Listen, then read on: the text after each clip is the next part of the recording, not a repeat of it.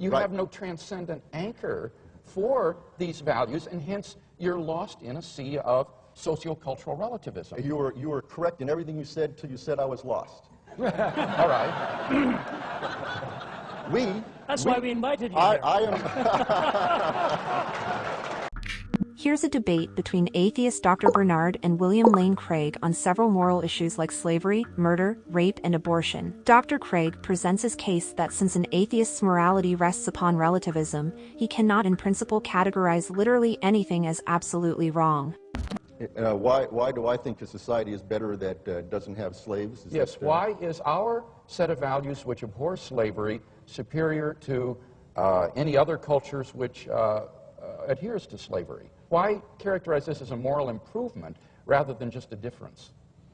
Well, it certainly is a difference, and the reason I think it's a moral improvement is that all of us have things to offer, and slavery denies large numbers of people the chance to achieve everything that they have to offer to us. And I happen to think we live in a pluralistic society, and the essence of our society is that everyone gets a chance to contribute, everyone gets the chance to throw out their ideas. But that wasn't the essence of ancient Hebrew society, right? I mean, oh, no. So why are you imposing our values on them? Oh, I'm not criticizing them for having slaves. That's their society, and that was where, you know, but the point I'm making is that there's no place where it's written in stone, here are the moral values by which we should all live for all time. So you can't really condemn slavery on an atheistic, naturalistic worldview, can you? That's right. No, I do.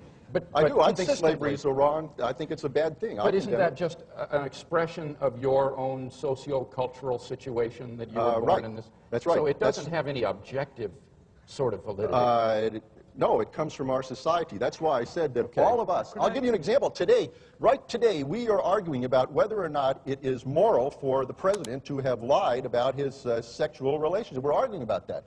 Is that a moral thing or not? We ourselves, all of us today, the senators, all of us who are voters, we are deciding whether what he did was a moral thing or not.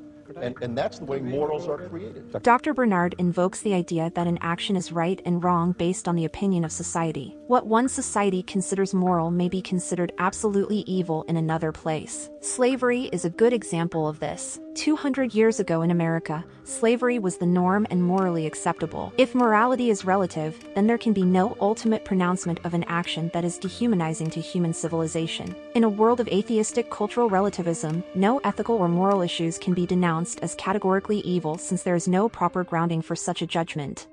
In fact, I would say, if you believe that you have some set of objective moral values, I would say, well, why should I believe that you have them? I mean, how are you going to know? Well, you're going to have to do the same thing as anybody else who has relative moral values to try to show why your values are better and right and they work correctly and they have this, all of those things you'll have to go, you can't tell the difference between absolute objective values and relative ones. It's just a fact. You don't think that you can tell that we ought to love a child rather than torture and sexually abuse a child? I think that's a good idea. To love a child. I think it's a good idea. It arises from our biological heritage. It's natural and normal for us. But one isn't morally different from the other? No, I think it's that they're morally different. It's bad to inflict harm. That's why I criticize God in the book of Job. He has inflicted unmerited, undeserved suffering on totally innocent people. And you think that's wrong of God? I think that's wrong of God. On what basis do you make that value judgment? I think it's bad to inflict suffering and a harm on other people. Why? What do you mean, why? Why is that wrong on a naturalistic worldview? The Nazis thought it was all right to do that to so they Jews. They did, and that's because morals are created by societies. And that society created a system that made those people see with such hatred. The problem of society creating morals is that it seems to imply, for instance, that the majority can never be wrong on moral matters. And a corollary of that is that within a given community, dissidents must always be wrong. C.S. Lewis, at the very beginning of Mere Christianity, pointed out that if morality were indeed subjective, people wouldn't argue about right and wrong. Hence, if morals are created by society, then we have no definitive verdict on any pressing ills of society. Is divorce moral? Let's ask that. Is divorce moral? In your absolute moral code, is divorce moral?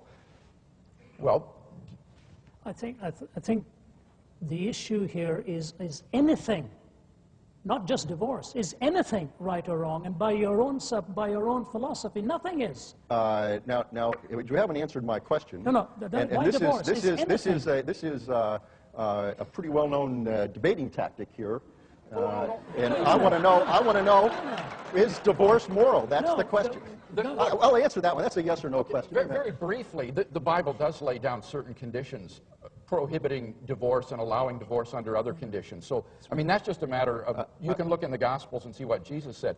But honestly, Dr. Leikind, this isn't a debating tactic or trick. This is a fundamental philosophical question. Right. On the one hand, you want to make value judgments, like God was wrong to do this to Job. Right. Slavery was abhorrent. We have improved morally over this other culture. Right. The Nazis were wrong. Right. And yet, on the other hand, out of the other side of your mouth, you're affirming moral relativism. You have no transcendent anchor for these values, and hence you're lost in a sea of sociocultural relativism. You were correct in everything you said till you said I was lost. All right. That's why we invited you here. In the end, moral relativism is an idea that fails to answer the ethical dilemmas of our modern world. In fact, if there's no absolute foundation to the moral values of human life, then no individual has a right to claim their worth and value, since the claim itself is purely subjective. In the words of Peter Kreeft, no culture in history has ever embraced moral relativism and survived. Our culture therefore will either be the first and disprove history's clearest lesson, or persist in its relativism and die, or repent of its relativism and live. There is no other option.